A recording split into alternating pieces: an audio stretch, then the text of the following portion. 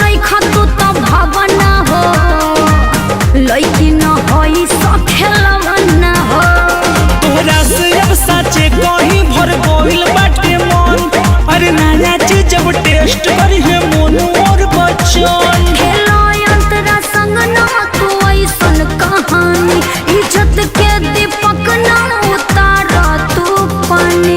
चढ़ल जवानी में होश नहीं खे मजा ले लेनी अफसोस नहीं खे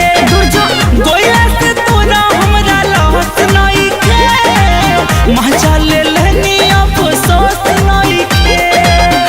अब घेरा मजा मरी हो तो जो